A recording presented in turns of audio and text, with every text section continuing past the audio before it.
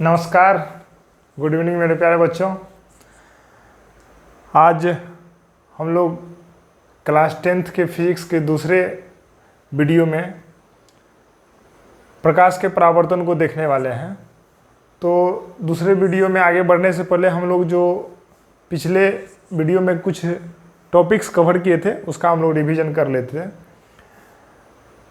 पिछले वीडियो में हम लोग सिलेबस 10th क्लास के सिलेबस, बिहार बोर्ड के 10th क्लास के सिलेबस के साथ साथ हम लोग प्रकाश के परावर्तन फर्स्ट चैप्टर को स्टार्ट किए थे, जिसमें हम लोग ये पढ़े थे कि प्रकाश क्या है, प्रकाश की किरण किसे कहते हैं, और उसके बाद किरण पुंज को पढ़े थे।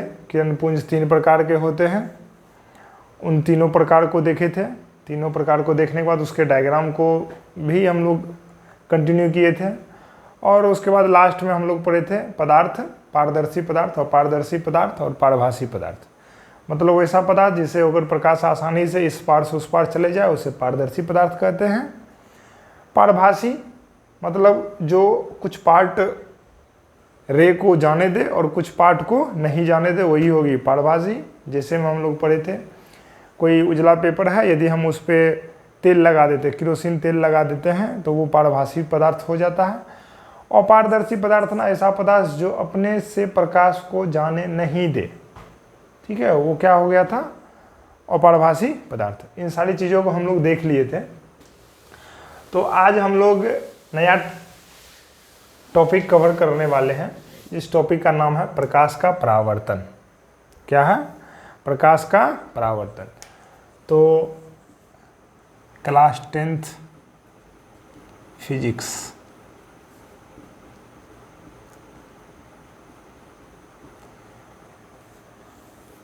और लेक्चर नंबर ये 2 है, और आज के हम लोग टॉपिक, आज का हम लोगों का टॉपिक है प्रकाश का परावर्तन। प्रकाश का परावर्तन। वैसे तो ये चैप्टर का नाम ही था प्रकाश का परावर्तन, लेकिन चैप्टर को पढ़ने से पहले जो उसमें कुछ टर्म्स आते हैं बीच बीच में, उनको बेसिक टर्म्स को देखा जाता है। तो उसी चीज़ों को हम लोग ने फर्स्ट वीडियो में देखा था, और आज हम लोग उसी टॉपिक को कवर करने वाले हैं, जिसका नाम है प्रकाश का परावर्तन, that is reflection of light. Reflection of light. तो हम लोग पहले डेफिनेशन को लिख लेते हैं, और उसके बाद हम लोग ना इस सारी क्रियाओं को समझेंगे, अच्छे से विश्लेषण करेंगे, और किरण आरेख को भी हम लोग क्या करेंगे, देखेंगे। तो प्रकाश का परावर्तन क्या होता है, ठीक है, हम लोग लिख रहे हैं प्रकाश का किसी परावर्तक सतह से,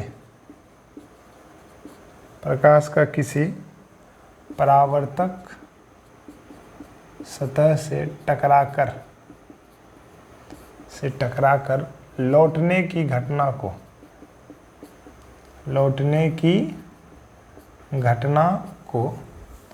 प्रकाश का परावर्तन कहते हैं।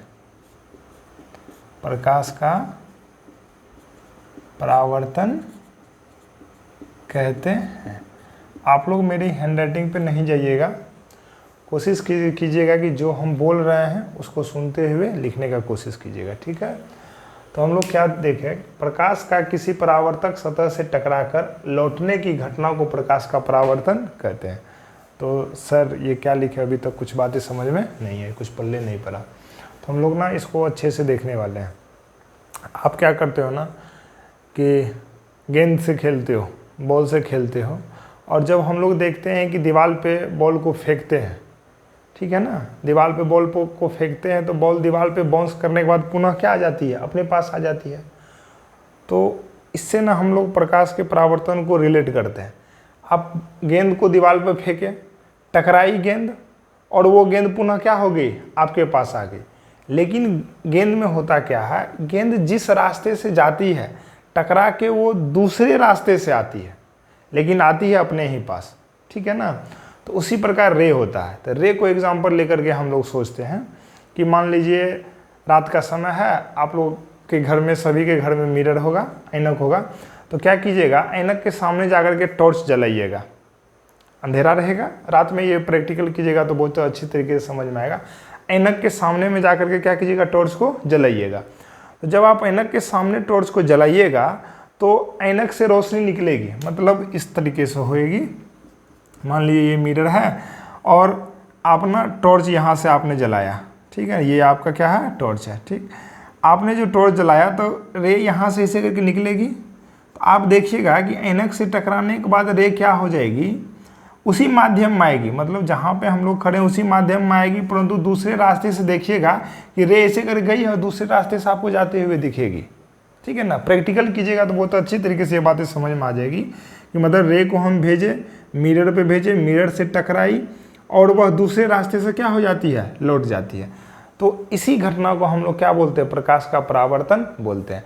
मतलब प्रकाश गई, ये एक प्रकार का परावर्तक सतह हो गया और उससे टकरा के वो दूसरे रास्ते से क्या हो गई, उसी माध्यम में वापस हो गई। इसी घटना को हम लोग क्या बोलते हैं, प्रकाश का परावर्तन। तो आप गेंद वाले एग्जाम्पल को यदि आप ध्यान से सोचेंगे, क्योंकि वो तो खेलते हैं, बच्चे लोग हैं वो ज़्यादा खेलते हैं, तो वो बहुत अच्छी तरीके से समझ में आ जाए कि आप ना दीवार पे गेंद फेंकते हो और गेंद फेंकने के बाद वो गेंद पुनः क्या आ जाती है, आप ही के पास वापस आ जाती है, लेकिन दूसरे रास्ते से वापस आ जाती है। तो उसी घटना को हम लोग क्या बोल देंगे, परावर्तन। और वही चीज़ यदि प्रकाश के द्वारा हो रही है, प्रकाश जा रही है किसी परावर्तक सतह से टकरा के पुनः दूसरे रास्ते से वापस आ रही है, तो हम उसी को बोलते हैं प्रकाश का परावर्तन। ठीक है, तो उसी चीज़ को हम लोग लिखें कि प्रकाश का किसी परावर्तक सतह से टकरा कर लौटने की घटना को हम लोग क्या बोलते हैं, प्रकाश का परावर्तन कहते हैं। ठीक है, मतलब तो ये हो गया, मान लो कि ये ऐनक है तो ऐनक को हम लोग बोलते हैं ये कौन सा सतह हो गया, परावर्तक सतह। कौन सा सतह हो गया, परावर्तक सतह। और ये प्रकाश की किरणें गई, इनसे टकराई और पुनः दूसरे रास्ते से उसी माध्यम में क्या हो गई, वापस हो गई। यही घटना क्या कहलाया, प्रकाश का परावर्तन। ठीक है बच्चों, तो हमें उम्मीद है कि आपको प्रकाश का परावर्तन समझ में आ गया होगा। ठीक, तो अब हम लोग आगे बढ़ते हैं, प्रकाश के परावर्तन के प्रकार। प्रकाश के परावर्तन के प्रकार, ठीक है ना, परावर्तन के प्रकार। अगला टॉपिक हम लोग इसी में लेते हैं, परावर्तन के प्रकार, टाइप्स ऑफ रिफ्लेक्शन। हम ना सबका इंग्लिश लिख रहे हैं, ठीक है, टाइप्स ऑफ रिफ्लेक्शन। आप लोग भी ना साथ में इंग्लिश लिखिएगा, ऐसा नहीं सोचिएगा कि 10th क्लास में इंग्लिश में फेल हो या पास हो उससे कोई मतलब नहीं है। ठीक है, बिहार बोर्ड में फेल हो या पास हो उससे कोई मतलब नहीं है, केवल 10th के लिए है। जो ही हम लोग 10th क्रॉस करते हैं 11th 12th में इंग्लिश बहुत कंपलसरी हो जाती है और बहुत सारी चीज़ें अंग्रेजी में आने लगती है। जब कोई बंदा बाहर पढ़ने के लिए जाता है तो उसे सारा चीज़ इंग्लिश में कवर करना होता है, तो वहाँ बच्चे को बहुत ज़्यादा डिफ़िकल्टी होती है। ठीक है, तो यदि हिंदी के साथ साथ आपको अंग्रेजी लिखाया जा रहा है, अंग्रेज नहीं बनना है लेकिन जानना है, साथ में उसको क्या करना है, लिखते रहना है, जानना है कि रिफ्लेक्शन मतलब क्या होता है। ठीक है ना, इस तरीके से कि कोई बोले तो ऐसा नहीं हो कि नहीं हम अंग्रेजी से वंचित हैं, हमको ये भी नहीं पता। अंग्रेज नहीं बनना है परंतु साथ में लिखना है। ठीक है, परावर्तन के प्रकार, टाइप्स ऑफ रिफ्लेक्शन। परावर्तन मुख्यतः दो प्रकार के होते हैं। परावर्तन मुख्यतः कितने प्रकार के होते हैं, दो प्रकार के। एक होता है रेगुलर रिफ्लेक्शन और एक होता है इरेगुलर रिफ्लेक्शन। तो रेगुलर रिफ्लेक्शन का हिंदी होता है नियमित परावर्तन। क्या होता है, नियमित परावर्तन, नियमित परावर्तन। ठीक है बच्चों, अंग्रेजी होता है इसका रेगुलर रिफ्लेक्शन। क्या होता है बच्चों, रेगुलर रिफ्लेक्शन। दूसरा होता है अनियमित परावर्तन, अनियमित परावर्तन। इसका अंग्रेजी होता है इरेगुलर, इरेगुलर रिफ्लेक्शन। इसी का दूसरा नाम भी है, उसको तो विसरित परावर्तन। नियमित और अनियमित इसलिए लिख दिए कि पढ़ने में क्या होगा, आसानी होगा, याद करने में आसानी होगा। विसरित परावर्तन, इसका दूसरा नाम क्या है भाई, विसरित परावर्तन। ठीक है बच्चों, तो अब हम लोग देखते हैं कि नियमित परावर्तन क्या होता है और अनियमित परावर्तन क्या होता है। बहुत आराम से देखेंगे, अच्छे से देखेंगे और हमको उम्मीद है कि आप लोग समझते भी होंगे। और यदि कहीं भी डाउट होती है, समझ में नहीं आती है, तो आप लोग वीडियो को देखने के बाद कमेंट ज़रूर करेंगे कि सर ये बातें समझ में नहीं आई, सर वो बातें समझ में। वैसे तो हम टुकड़े टुकड़े में बहुत आसान वे में करने का कोशिश कर रहे हैं, ठीक है। तो हम लोग देखते हैं रेगुलर रिफ्लेक्शन। क्या देखते हैं? रेगुलर रिफ्लेक्शन, नियमित परावर्तन क्या होता है, ठीक है बच्चों। रेगुलर, नियमित परावर्तन, पहला नंबर नियमित परावर्तन। नियमित परावर्तन, पहले हम लोग ना फोटो देख लेते हैं और उसके बाद इसके परिभाषा को क्या करेंगे, नियमित। नियमित परावर्तन क्या होता है? अभी जो हम लोग ये परावर्तन पढ़िए, दो प्रकार के सतह पे पढ़ेंगे, एक पढ़ेंगे समतल सतह पे और एक पढ़ेंगे रुखरा सतह पे, ठीक है। जैसे ये बोर्ड है, तो हम लोग बोल सकते हैं कि बोर्ड कैसा सतह है, समतल सतह है, ठीक है। और यदि कोई दीवार है, दीवार मतलब वैसा दीवार जो कि प्लास्टर नहीं किया हुआ, जिसमें केवल ईंट ही लगे हुए हैं, ठीक है। और या तो सड़क है जहाँ पे मतलब पत्थल वत्थल है, ईंट वीट है, तो उस प्रकार के सतह को, या दीवाल ही ले लो, दीवाल जिस पे प्लास्टर नहीं किया हुआ है, तो उसको हम लोग बोलेंगे कौन सा सतह है, रुखरा सतह, ठीक है। तो नियमित परावर्तन किस पे होता है? जो प्लेन सतह होता है, जो समतल सतह होता है, उस पर कैसा परावर्तन होता है, नियमित परावर्तन होता है। और जो रुखरा सतह होता है उस पर अनियमित परावर्तन होता है। तो बच्चों अभी हम डायग्राम के माध्यम से ही पहले हम लोग देखने का कोशिश करेंगे नियमित परावर्तन क्या होता है, और वहीं से हम लोग डेफिनेशन को बनाएंगे, ठीक है। मान लेते ये अपना एक समतल सतह है, मान लिए ये अपना एक क्या है, समतल सतह है, ठीक है ना। दिस इज योर समतल सतह, ठीक है। ये हो गया समतल सतह, समतल सतह। मान लिए इस पे एक कोई किरण आ रही है, और ठीक है, एक किरण आई और परावर्तित होकर के क्या हो गई, चली गई, ठीक। फिर दूसरी किरण आई और ये भी परावर्तित होकर के क्या हो गई, चली गई। तो हम क्या देख रहे हैं, भावनाओं को समझिएगा कि ये जो फर्स्ट किरण है और ये जो सेकेंड किरण है, ये आपस में क्या है, समानांतर है। ये आपस में क्या है, समानांतर है। तो नियमित परावर्तन का ये गुण है कि परावर्तन के बाद जो भी किरणें होगी वो सारी की सारी आपस में क्या होएगी, समानांतर होएगी। मान लीजिए ये तीसरा किरण है और ये परावर्तित हुई, तो ये भी आपस में क्या हो गए, समानांतर, ठीक है। तो नियमित परावर्तन किसे कहेंगे भाई? मतलब वैसा परावर्तन जिसमें आपतित किरण तथा परावर्तित किरण आपस में क्या हो, समानांतर हो, ठीक है ना। उसी प्रकार के परावर्तन को हम लोग कौन सा परावर्तन कहेंगे, नियमित परावर्तन। देखिए ये इसके समानांतर है, और ये परावर्तित किरणें हो गई जो कि सभी आपस में क्या है, समानांतर है। तो इसी प्रकार के परावर्तन को बोलते हैं हम लोग नियमित परावर्तन। दिस इज योर आपतित किरण, आपतित किरण। और ये हो गया अपना कौन सा भाई बोलिए, परावर्तित किरण, ठीक है ना। और ये सभी आपस में क्या है, समानांतर है। तो हम लोग इसका परिभाषा बना सकते हैं नियमित परावर्तन का, वैसा परावर्तन, यहीं पे लिख देते हैं, वैसा परावर्तन जिसमें आपतित किरण तथा परावर्तित किरण आपस में समांतर हो, आपस में समांतर हो, ठीक है बच्चों। तो वही परावर्तन कौन सा परावर्तन कहलाता है, नियमित परावर्तन, ठीक। दूसरा कंडीशन मेन है, बहुत इंपॉर्टेंट है कि नियमित परावर्तन के लिए परावर्तक सतह कैसा होना चाहिए, तो समतल होना चाहिए, ठीक है ना। ये कंडीशन हो गया कि नियमित परावर्तन के लिए, नियमित परावर्तन के लिए परावर्तक सतह कैसा होना चाहिए, समतल होना चाहिए, प्लेन होना चाहिए, ठीक है बच्चों। तो आप लोग पॉज करके स्क्रीनशॉट ले लीजिए, ठीक है, और इसको लिख लीजिए। ये हो गया आपका नियमित परावर्तन, समतल सतह, ठीक। ये हो गया परिभाषा। तो बच्चों अब हम लोग दूसरा नंबर देख रहे हैं, कौन सा, अनियमित परावर्तन। केवल इसमें और लगा दे रहे हैं। क्या देख रहे हैं? अनियमित परावर्तन। ठीक है, तो अनियमित परावर्तन को पहले हम लोग डायग्राम से देखने का कोशिश करते हैं, समझने का कोशिश करते हैं, और उसके बाद हम लोग उसको लिख लेंगे। ठीक है ना।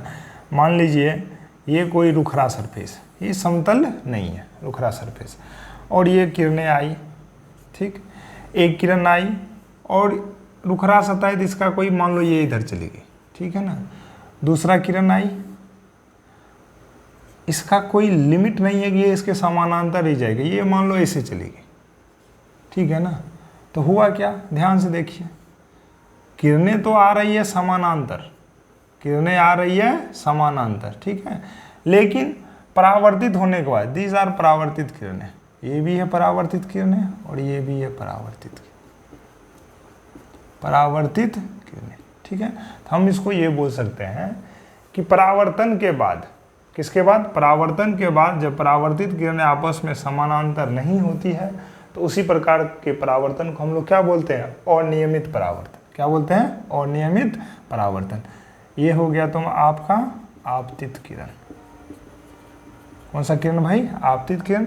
और ये हो गया रुखरा सरफेस, रुखरा सतह, पता नहीं बड़ा होगा, रुखरा सतह, रफ सरफेस, रफ सरफेस। इसके अंग्रेजी को हम लोग आगे देखेंगे अभी, इसीलिए यहाँ पर हम लोग नहीं लिख रहे हैं इसका। ठीक है, तो क्या हो गया? अनियमित परावर्तन का परिभाषा क्या हो गया? वैसा परावर्तन जिसमें परावर्तित किरणें आपस में समानांतर नहीं हो, आपस में समानांतर नहीं हो। ठीक है ना। तो उस प्रकार की परावर्तन को कौन सा परावर्तन कहेंगे? अनियमित परावर्तन।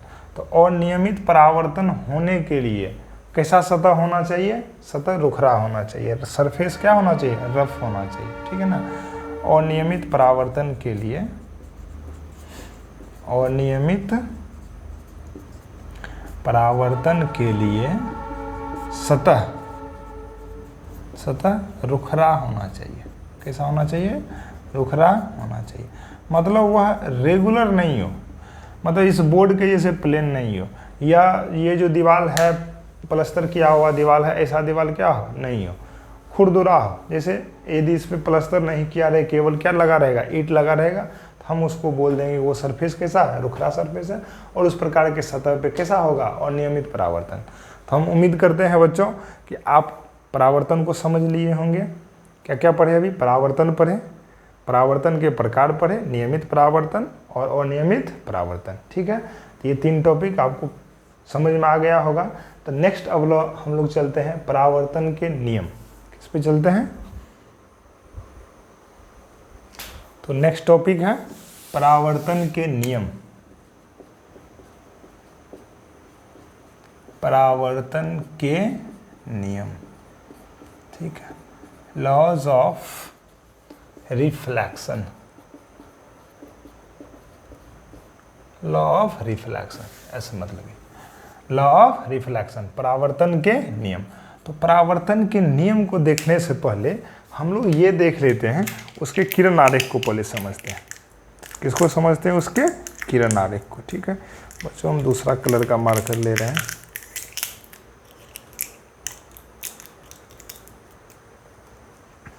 ठीक है, तो हम लोग किसको देख रहे हैं? सबसे पहले किरण आरेख को देख लेते हैं, और उस किरण आरेख में जो भी टर्म्स आएंगे, नए नए टर्म्स, उसको देख लेंगे। उसके बाद हम लोग नियम को देखेंगे। नियम बहुत ही क्या है? छोटा है। ठीक है बच्चों, तो किरण आरेख। ठीक है, किरण आरेख मतलब रे डायग्राम को रिप्रेजेंट करने के लिए जो भी प्रकाश की किरणों के मदद से जो भी डायग्राम बनाते हैं उसी को क्या बोलते हैं हम लोग? किरण आरेख। ठीक है बच्चों, तो ये देख लीजिए। मान लीजिए ये अपना एक परावर्तक सतह है। ये क्या है? अपना एक परावर्तक सतह। लिख लेते हैं, ये क्या है? परावर्तक सतह। सबका अंग्रेजी हम लिख दे रहे हैं, आप लोग भी अंग्रेजी जानिएगा। ठीक है ना। रिफ्लेक्टिंग सरफेस, अंग्रेज नहीं बनना है, हम बार बार बोल रहे हैं। लेकिन जानना है, क्योंकि 10th के बाद जो भी बच्चे बाहर जाते हैं उसे बहुत ज़्यादा प्रॉब्लम होती है। ठीक है, बहुत सारे बच्चे गए हैं, वो सभी हमसे अपने अपने प्रॉब्लम्स को शेयर कर रहे हैं। ठीक है, परावर्तक सतह। ठीक, मान लेते हैं कि रह गई। ठीक है, कोशिश करेंगे सीधा डायग्राम बनाने का, नहीं हो तो भी कोई बात नहीं। ठीक है ना, मान लेते यहाँ से एक रह गई। ठीक, और परावर्तक सतह पे टकराई, और यहाँ से टकराने के बाद ये क्या हो गई, वापस उसी माध्यम में परंतु दूसरे रास्ते से लौट गई। ठीक है, तो यही घटना क्या हो गया, प्रकाश का परावर्तन।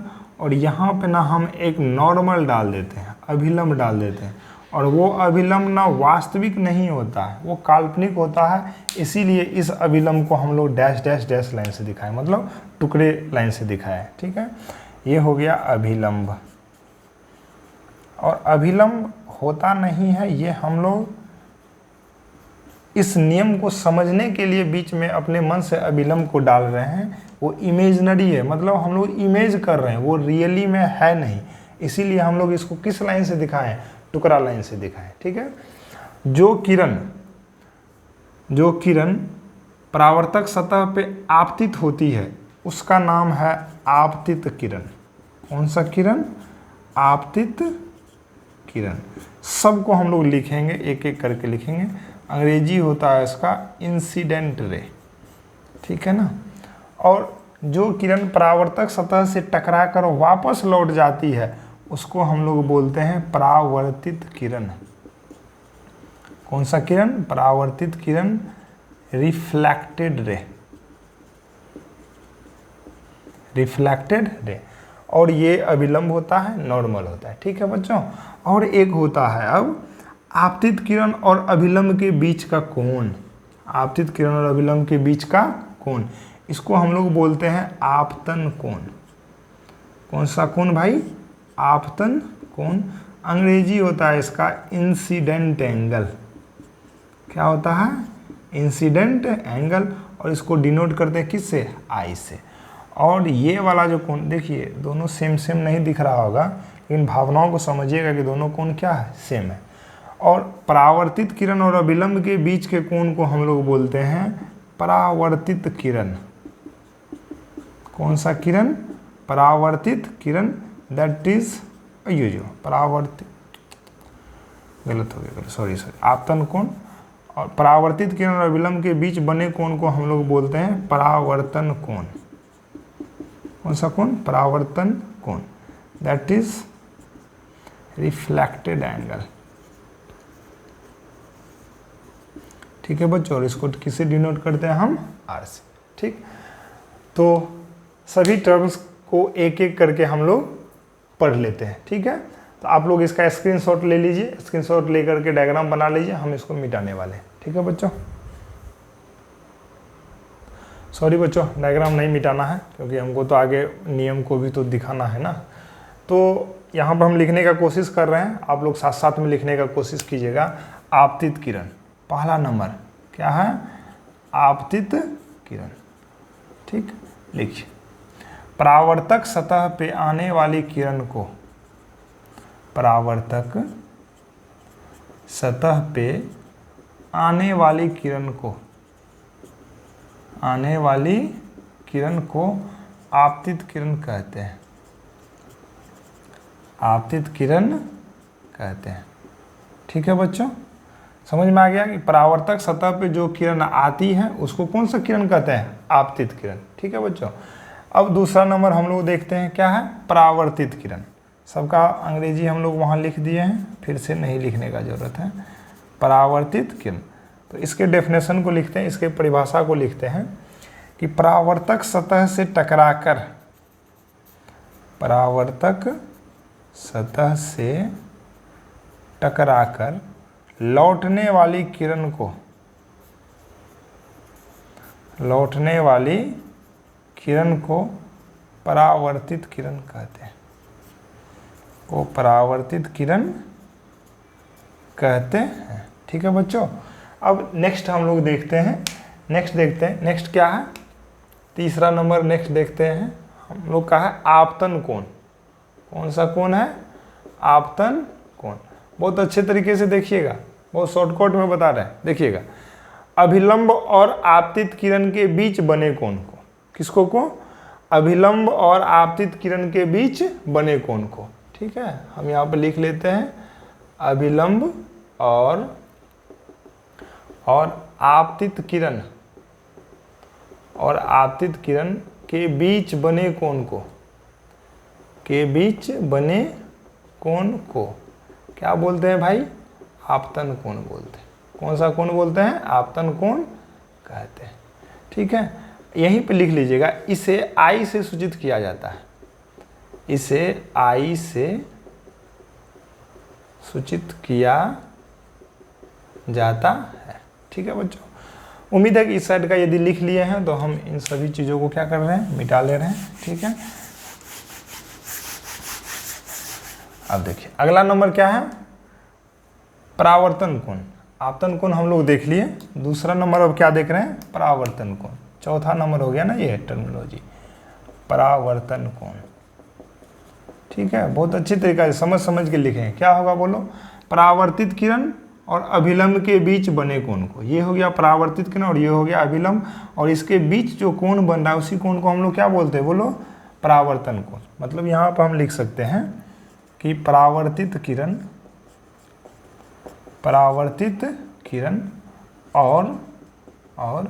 और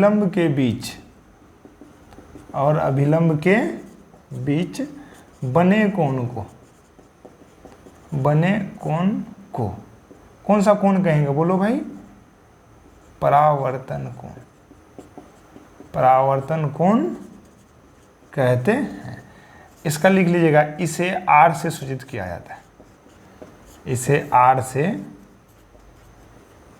सूचित किया जाता है। कोण आर इस तरीके से दे दीजिएगा और कोण आई इस तरीके से। ठीक है बच्चों, अगला नंबर है अभिलंब। अगला क्या है? अभिलंब। अभिलंब किसे कहते हैं? ठीक है ना, परावर्तक सतह के बिंदु पर खींचे गए काल्पनिक लंब को क्या कहेंगे? अभिलंब कहते हैं। ठीक है ना, परावर्तक सतह के बिंदु पर खींचे गए लंब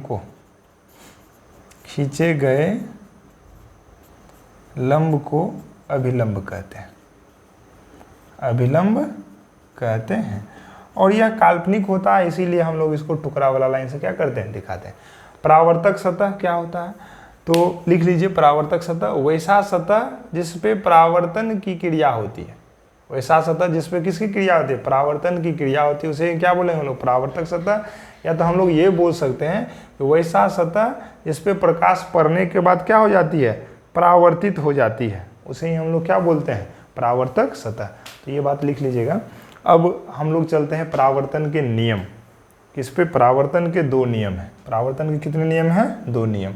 तो हम लोग ना इधर ही मिटा लेते हैं। ठीक है, परावर्तन के नियम। ठीक, ये तो नॉर्मल तो आप लोग लिखे ही होंगे। ठीक है ना, हम अब छोटा कर लेते हैं थोड़ा सा। ठीक है ना, परावर्तन के 2 नियम हैं। परावर्तन के कितने नियम हैं भाई? परावर्तन के 2 नियम हैं। ठीक है, पहले ना उन नियमों को समझना है, उनके बाद क्या करना है? उसको लिखना है। देखिए ध्यान से देखिएगा आप लोग। परावर्तन के नियम में आपतित किरण हो गया ये, परावर्तित किरण हो गया ये, और ये अभिलंब हो गया। ठीक है ना, ये अभिलंब हो गया। तीनों देखिए तो 1 2 3 तीनों एक ही बिंदु पे है ना, है कि नहीं है? या तो हम लोग बोल सकते हैं कि आपतित किरण, परावर्तित किरण और डाला गया अभिलंब तीनों एक ही सतह पे होता है। देखिए तो सारा का सारा एक ही सतह पे है ना, एक ही परावर्तक सतह पे है ना। तो यही हो गया परावर्तन का पहला नियम। देखिए ये मान लीजिए सतह है, ये हो गया आपतित किरण, ये हो गया परावर्तित किरण और ये हो गया डाला गया अभिलंब। तीनों देखिए तो मेरे हाथ पे दिख रहा है ना। अब मान लीजिए कि मेरा हाथ क्या है? सतह है। तो हम बोल सकते हैं कि ये सारे के सारे क्या है? एक ही सतह पे स्थित है। यही है परावर्तन का पहला नियम। यही क्या है? परावर्तन का पहला नियम क्या है? आपतित किरण,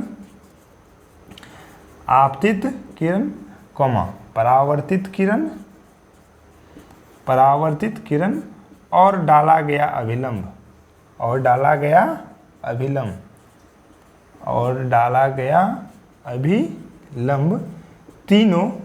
तीनों एक ही समतल पे होता है। तीनों एक ही समतल पे होता है, तीनों एक ही समतल पे होता है। ठीक है बच्चों, अब देखते हैं दूसरा नियम। दूसरा नियम तो बउआ वाला नियम है, बच्चा वाला बात है कि नहीं। ये जो आपतन कोण है I और ये जो परावर्तन कोण है R, ये दोनों आपस में क्या होते हैं, बराबर होते हैं। ठीक है, तो दूसरा नियम हम लिख सकते हैं कि आपतन कोण बराबर क्या होता है, परावर्तन कोण। आपतन कोण किसके बराबर होता है, तो हम इसी को लिख सकते हैं कोण I बराबर कितना, कोण R। यही हो गया परावर्तन का नियम। ठीक है बच्चों, तो परावर्तन के कितने नियम हैं, 2 नियम हैं। आपतित किरण, परावर्तित किरण और डाला गया विलंब तीनों एक ही समतल पे होता है या तो एक ही बिंदु पे होता है। और आपतन कोण किसके बराबर होता है, परावर्तन कोण के बराबर होता है, कोण I बराबर कोण R होता है। ठीक है बच्चों, तो उम्मीद है कि आप लोग इसका नोट्स भी बना लिए होंगे, स्क्रीनशॉट ले लीजिए वीडियो को पॉज करके। तो बच्चों नेक्स्ट टॉपिक हम लोग देख रहे हैं कि समतल दर्पण पर, समतल दर्पण पर लंबवत पड़ने वाली प्रकाश का परावर्तन। ठीक है बच्चों, तो हम लोग क्या कर रहे हैं, एक समतल दर्पण बना लेते हैं। मान लीजिए ये क्या है, समतल, ये तो और आसान है कि नहीं। और हम इस पे एक रे भेज रहे हैं जो कि लंबवत भेज रहे हैं, जो क्या भेज रहे हैं, लंबवत। मान लीजिए ये समतल दर्पण है, इसको देखिएगा, ये टर्म्स ना आगे बहुत ज़्यादा काम आएंगे। समतल दर्पण अंग्रेजी होता है इसका प्लेन मिरर। ठीक है ना बच्चों, ठीक, प्लेन मिरर। अब मान लेते हैं कि इस पे ना हम एक रे भेज दिए जो कि कितने के साथ, इस सतह के साथ 90 डिग्री का कोण बना रहा है। समतल सतह के साथ कितने डिग्री का कोण बना रहा है, 90 डिग्री का। तो हम मान लीजिए ये मेरा अभिलंब है, हम मान लीजिए ये मेरा क्या है, अभिलंब, वो जो इमेजिनरी अभिलंब था। ठीक है, अब मान लीजिए कि इसी अभिलंब पे हम एक किरण को क्या भेज दिए हैं, लंबवत भेज दिए। क्या भेज दिए हैं, लंबवत। तो मान लीजिए ब्लू कलर वाला ना अपना ये रे है, ये क्या है, रे है। और यदि जो भी किरण सतह पे जाती है, आपतित होती है, तो उसको हम लोग कौन सा किरण बोलते हैं, बोलिए, आपतित किरण। ये मान लिए कौन सा किरण है, आपतित किरण। ठीक है, और अभी आप हमको ये बताइए कि ये जो आपतित किरण जा रही है, ये इस लंब के साथ कितने डिग्री का कोण बना रही है। तो हम बोल सकते हैं कि सर ये लंब के साथ ये आपतित किरण ना मतलब 0 डिग्री का कोण बना रही है। कितने कोण बना रही है, 0 डिग्री। हम तो बोल सकते हैं क्योंकि ये इसी पे लग जा रही है, लंब पे ही जा रही है। ठीक है, तो परावर्तन का नियम होता है कि अभी दूसरा नियम आप देखिए कि कोण I बराबर कितना होता है, कोण R। दूसरा नियम यही नहीं बोलता है कि आपतन कोण का मान किसके बराबर, परावर्तन कोण के बराबर। तो यदि कोई भी किरण 0 डिग्री से यदि समतल दर्पण पर आपतित हो रही है, तो परावर्तन के नियम से उसका परावर्तन कोण का मान भी कितना होगा, 0 डिग्री ही होगा। तो हम ये बोल सकते हैं यदि कोई भी किरण 0 डिग्री से दर्पण पे गई है, तो वह जो परावर्तित होगी तो वो भी कितने के कोण से हो जाएगी, ये हो गया परावर्तित किरण, और वो भी कितने के कोण से हो जाएगी, R बराबर की भी कितने डिग्री, 0 डिग्री ही। ठीक है, मेरे कहने का ये मतलब हुआ, शॉर्टकट में समझाने का ये मतलब हुआ कि यदि कोई भी समतल दर्पण पे किरण लंबवत पड़ेगी, तो वह उसी रास्ते से पुनः क्या हो जाएगी, वापस आ जाएगी। तो वह उसी रास्ते से पुनः क्या हो जाएगी, वापस हो जाएगी। तो ये किसके नियम से, परावर्तन के नियम से। तो हम लोग कैसे इसको देखें, मान लिए ये लंब था और लंब पे ही हम लोग किरण क्या किए, आपतित किए। ठीक, तो लंब के साथ आपतित किरण का मान कितना डिग्री का है, तो 0 डिग्री का है। परावर्तन का नियम बोलता है कि आपतन कोण किसके बराबर, परावर्तन के बराबर। परावर्तन का दूसरा नियम बोलता है आपतन कोण का मान किसके बराबर, परावर्तन कोण के मान बराबर। तो आपतित किरण में जो आपतन कोण बन रहा है वो कितने डिग्री का, 0 डिग्री का। इसका मतलब है कि परावर्तित किरण जो परावर्तन कोण बना रहा होगा वो भी कितने डिग्री का बनाएगा, 0 डिग्री का ही। तो 0 डिग्री बनाने के लिए उसको उसी रास्ते से वापस आना पड़ेगा, है कि नहीं है। तो इसी बात से यह बात सिद्ध होती है कि यदि हम किसी भी समतल दर्पण पे किरण को लंबवत भेजते हैं, तो पुनः वह उसी रास्ते से क्या हो जाती है, वापस लौट जाती है। ठीक है बच्चों, तो यही था अपना समतल दर्पण पे लंबवत पड़ने वाली प्रकाश का परावर्तन। ठीक है, तो हम लोग लिख सकते हैं समतल दर्पण पर, लिखिए, समतल दर्पण पर लंबवत पड़ने वाली प्रकाश की किरण, समतल दर्पण पर लंबवत पड़ने वाली प्रकाश की किरण, लंबवत पड़ने वाली प्रकाश की किरण परावर्तन के बाद, किसके बाद, परावर्तन के बाद उसी पथ पर वापस लौट जाती है। परावर्तन के बाद उसी पथ पर वापस लौट जाती है। हम लोग लिख सकते हैं यहाँ पे परावर्तन के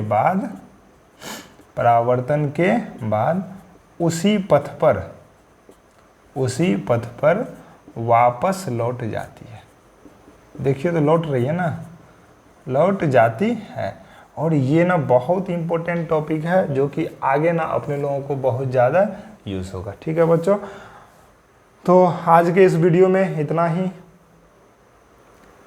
आप लोग पूरी वीडियो को देखें, बहुत अच्छी तरीके से देखें और बहुत अच्छे से नोट्स बनाएं। और यदि कहीं भी डाउट होता है तो हमसे ज़रूर कमेंट में शेयर करें। तब तक के लिए धन्यवाद, गुड नाइट। मिलते हैं अगले दिन नए टॉपिक और नए वीडियो के साथ। तब तक खुश रहें और बहुत अच्छी तरीके से पढ़ाई करें। बहुत बहुत धन्यवाद, थैंक यू।